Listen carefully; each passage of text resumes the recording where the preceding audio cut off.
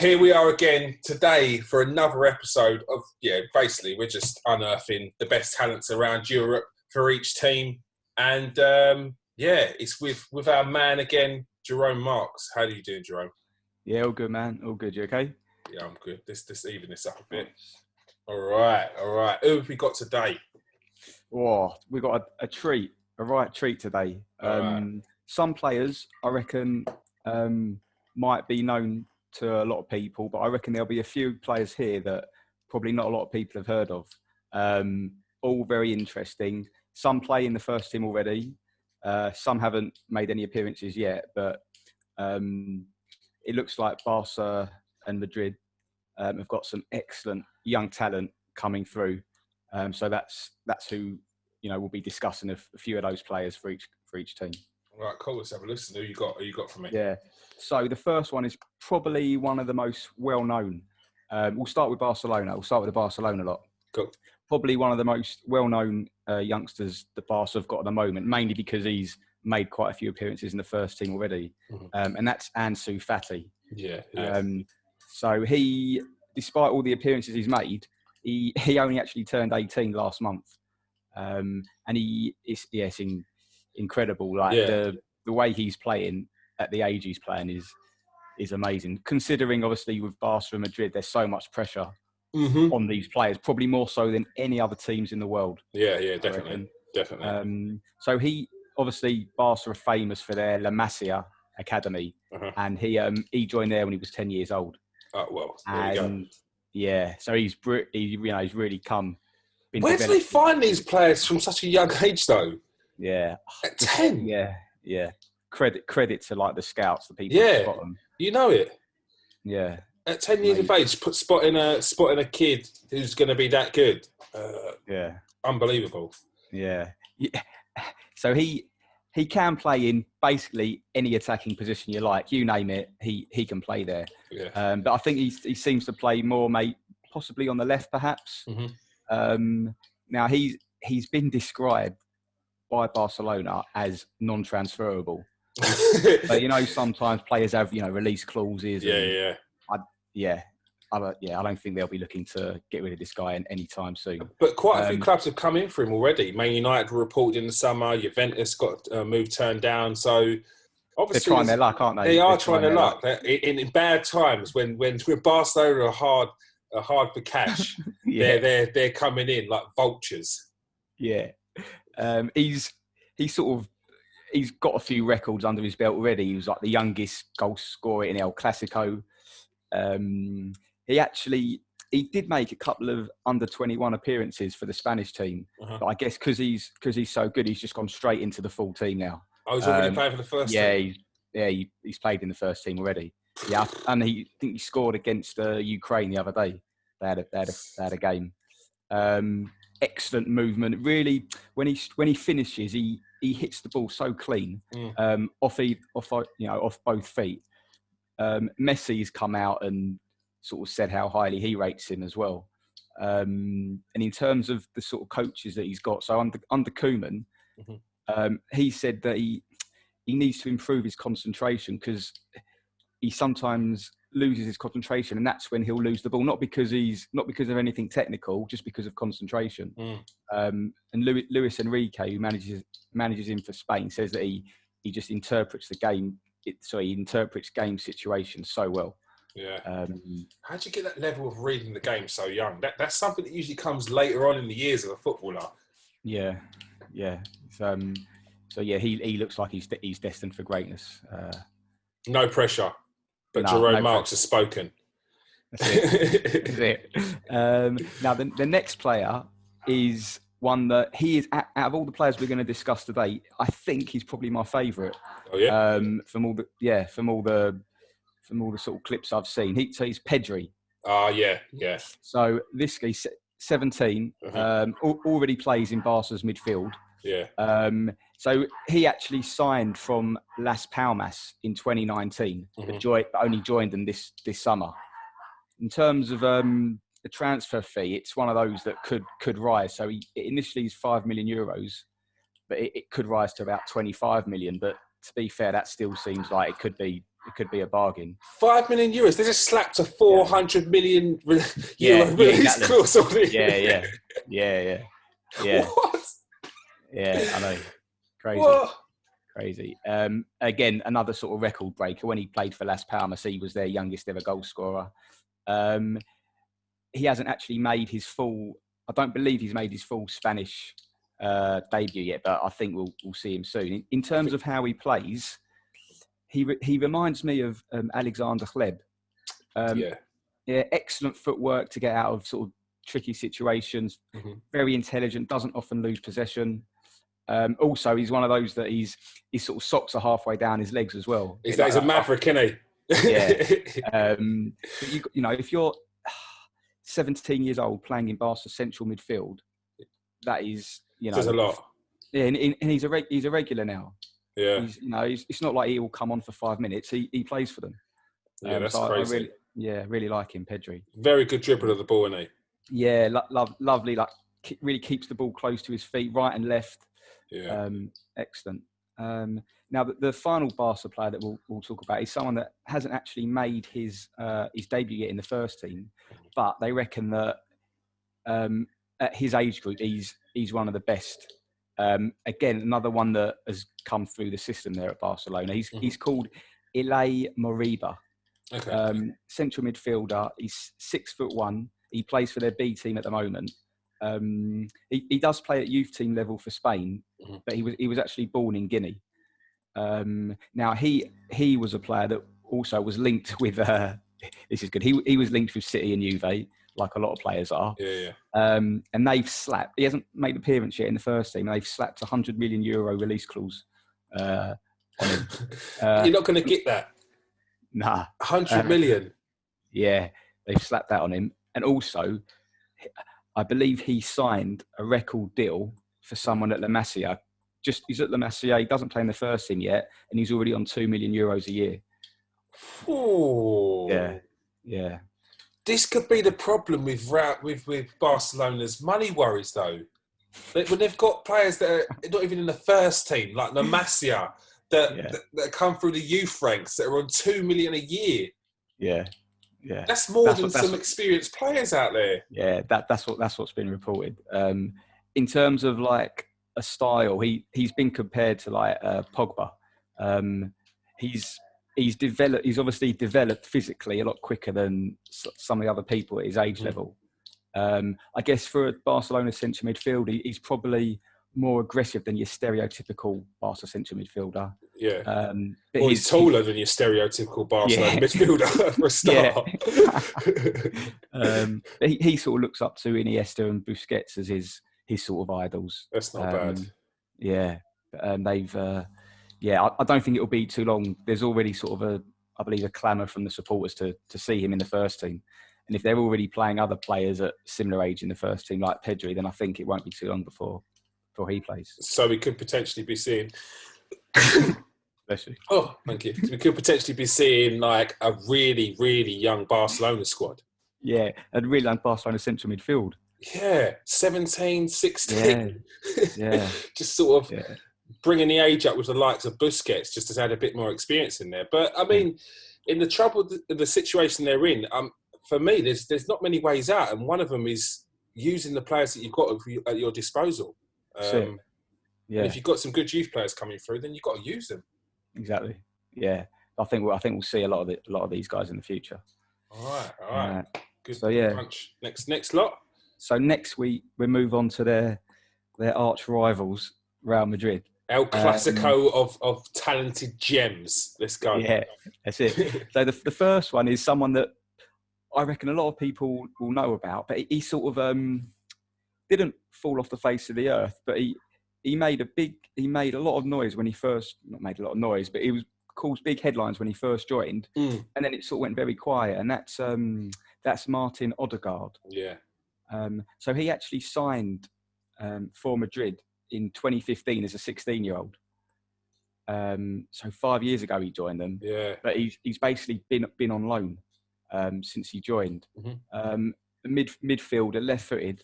Now, although he had a very good season last year, he was at Real Sociedad on loan last season. And that was probably the first time where people sort of took notice of him, where he actually had a really good spell. Yeah. And even though the other spells he went on loan maybe weren't fantastic, I think that it's just helped his development. Playing regular football, rather than sort of sitting in the reserve team at Madrid. Mm-hmm. He's been out playing football, and his recent performances, he looks excellent. They think he is like the heir to Modric.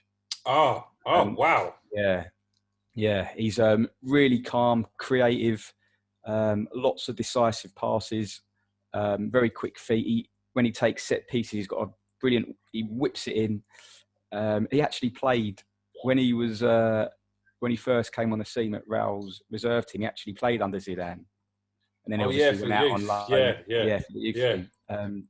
He's already got 25 caps for Norway, and along with Haaland, him and Haaland are like the next big things, for Norway. Yeah. So is that why Real Madrid are trying to get Haaland there? Usually, maybe work on that partnership. Yeah, possibly. But for someone that there was a lot of hype initially, and then hasn't sort of been, I guess, in the focus, I think he's really come on well. I really like the look of him, the way he's playing. He really looks like he's developed well. Yeah, it can be very easy for some of these youngsters, especially to go to these big teams like Real Madrid, Barcelona, and just disappear.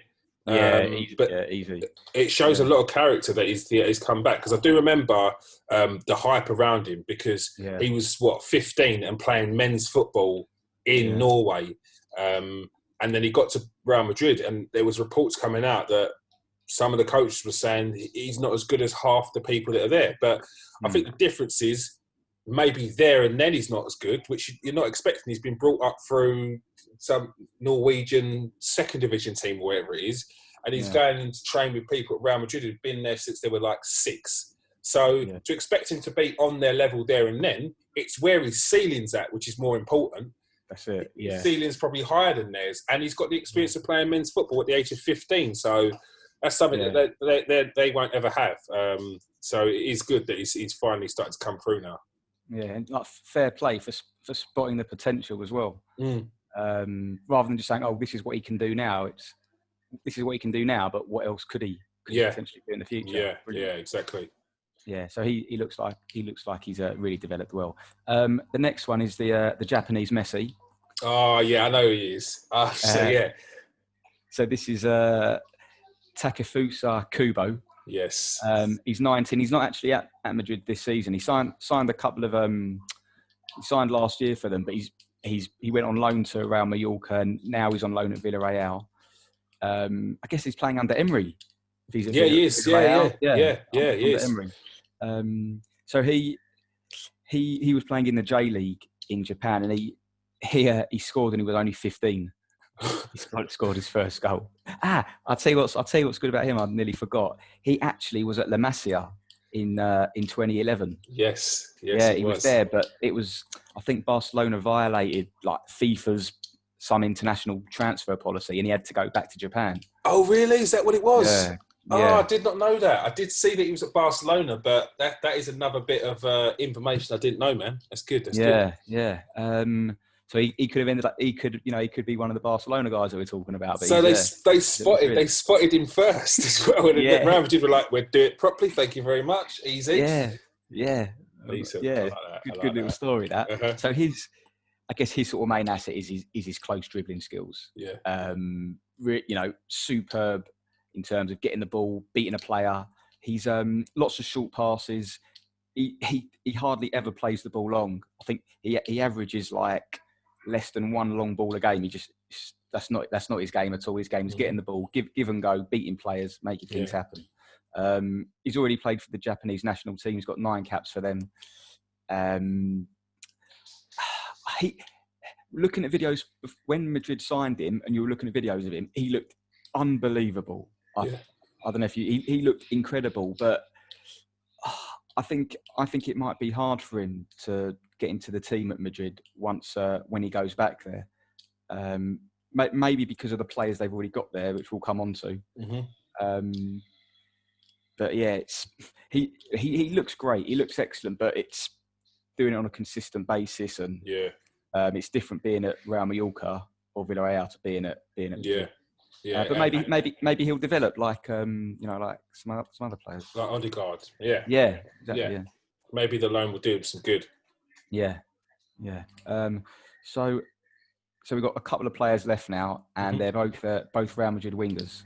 One of them I hadn't actually seen a lot of until recently, and one of them we've known about. So I'll go on to the one that we've known about. Is Vinícius Júnior. Yes. So he's 20 years old. Mainly plays on the left wing. He was one of the expensive signings that Madrid have made. So he cost about 45 million euros from Flamengo back in 2017. Now, in terms of ability, he's got every skill in the book plus a few more.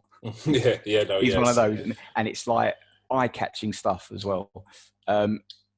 Lots of flair. He will sort of humiliate. He'll make defenders look silly. He'll humiliate them. I think if I was a fullback and you name, say, five wingers in the world that you wouldn't want to play against, he'd probably be one of them. Yeah? I think he's just so tricky to play against. And he's not afraid to use it, is he? Nah, not at all. He's also got like, he's got, as well as all the skill he's got good physical attributes. He's not like a small, skinny little winger. He's well built physically. The Brazil boss actually said that if a car's got 5 gears, he's got 6 or 7. I like that. I like that.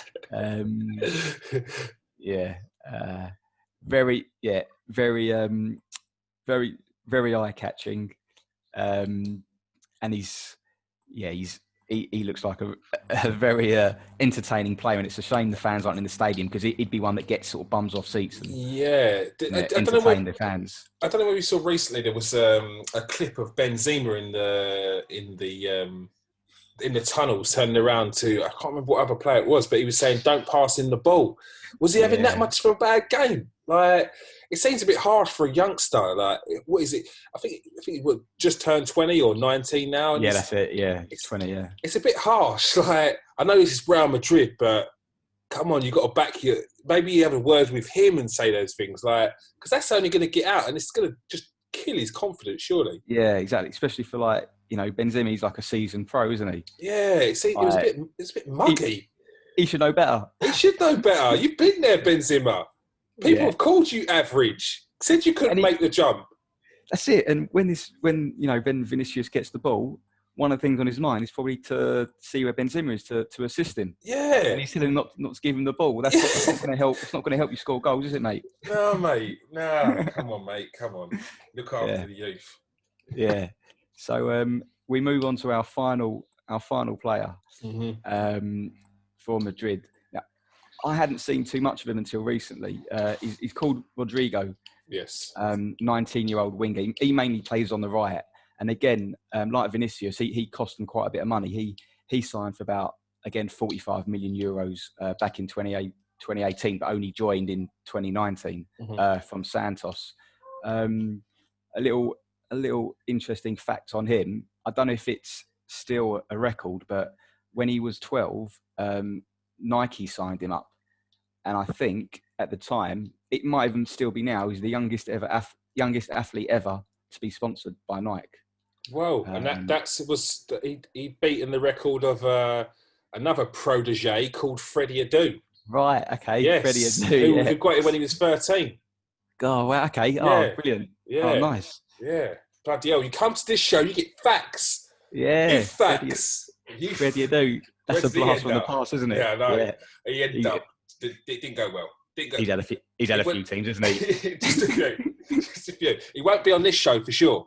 Trust me on that one.